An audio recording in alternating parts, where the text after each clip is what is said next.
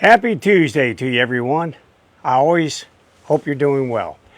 Today I want to talk about the remote training collar and 3 fears associated with its use.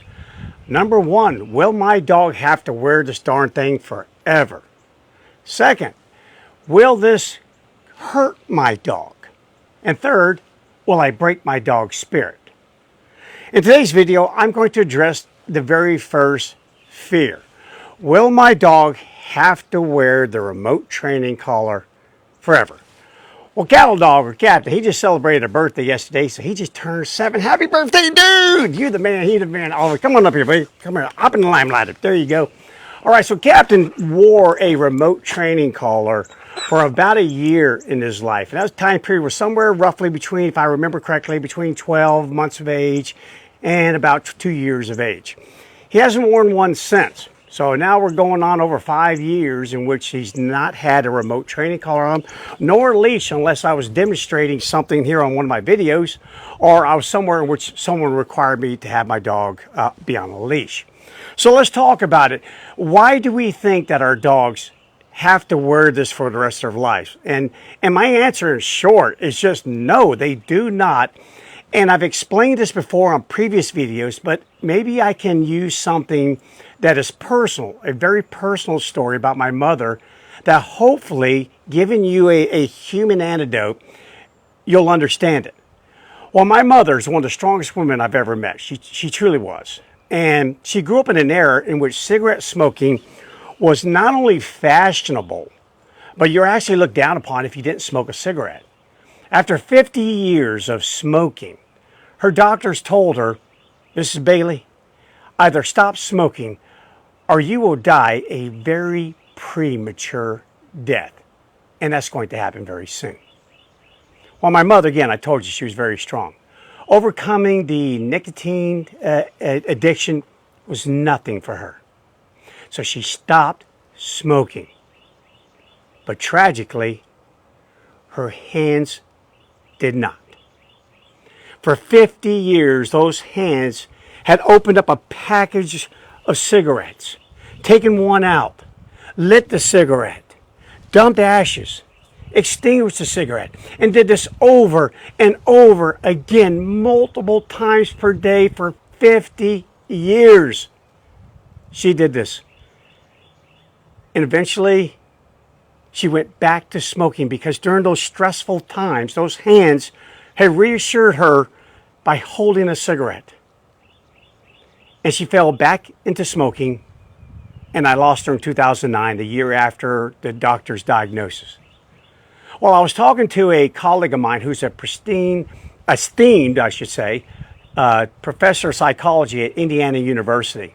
And I was telling him the story, and he asked me, Bryan, did your mother, when she quit smoking, did she happen to take up knitting? Maybe learn how to play the piano? Woodworking?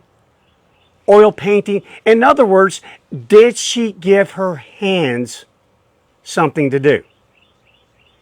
And I said, no, she didn't. She carried on with her incredibly stressful profession, dealing with clients day in, day out, congressmen, congresswomen. My mother's a big, high figure, tons of stress. And he goes, well, unfortunately, she was doomed.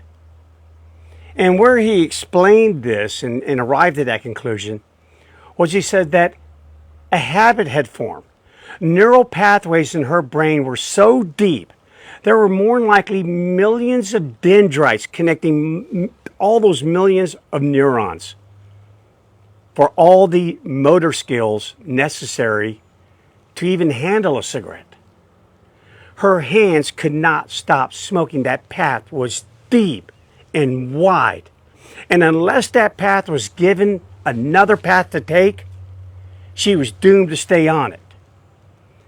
Now, that's a tragic story, but the way it applies to your dog is that whether you're using a remote training collar, whether you're using a leash, prong collar, I don't care what it is that you use.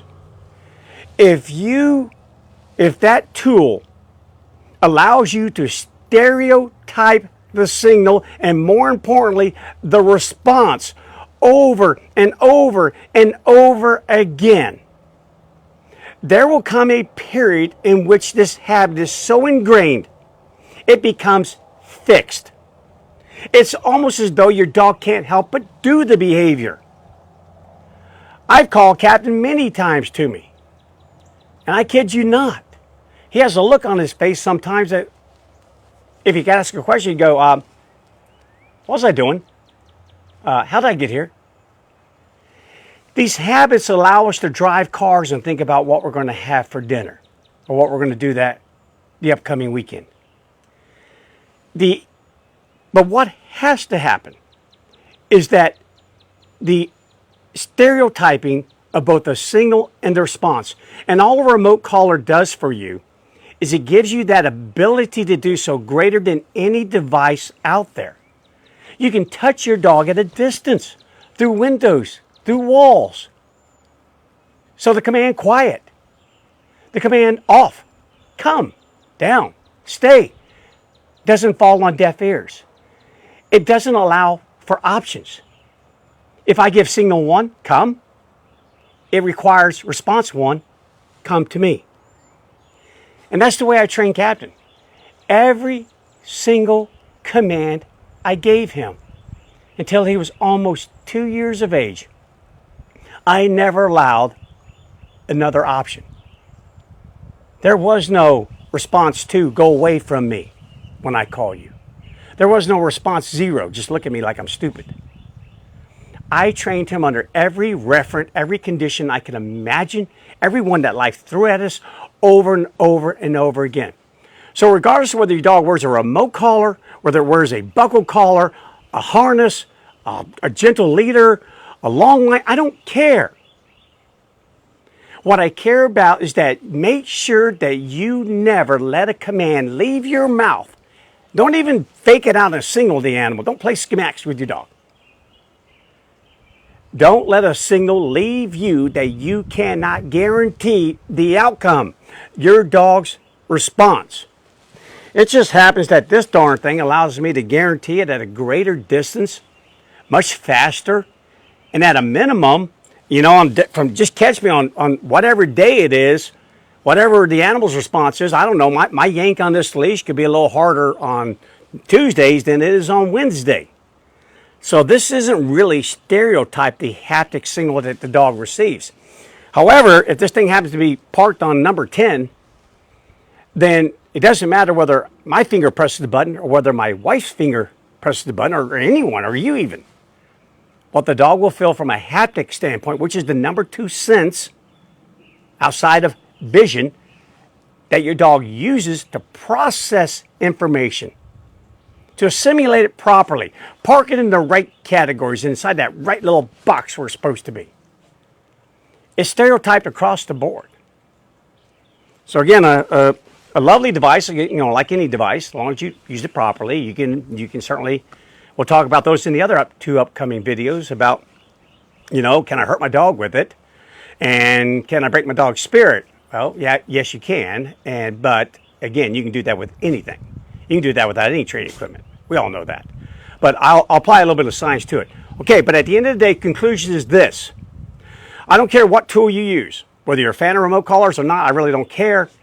It's just, if you want your dog to be like Captain, to be naked, where I can sit there and go, cattle dog, hop up here, buddy, come on up here, come on, get up here.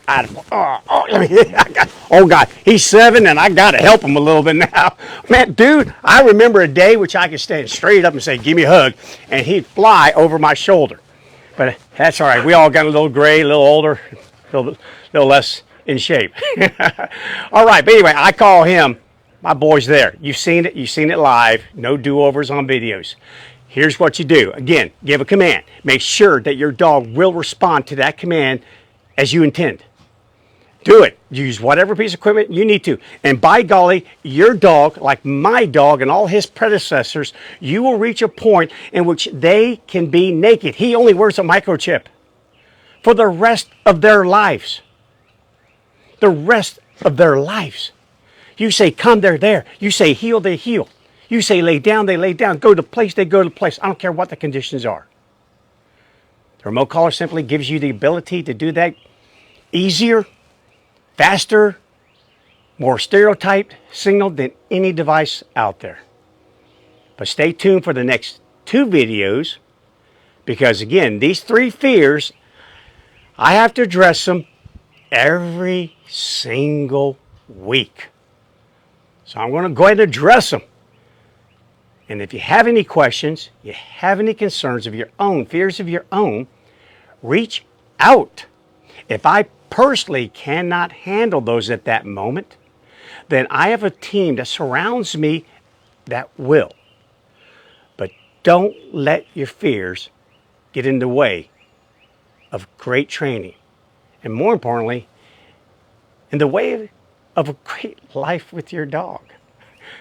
That's what it's all about. Quality of life for him, certainly quality of life for me. I count too. So do you. Stay tuned for the next video. Can you hurt your dog by using a remote training collar? I'm going to alleviate that fear too.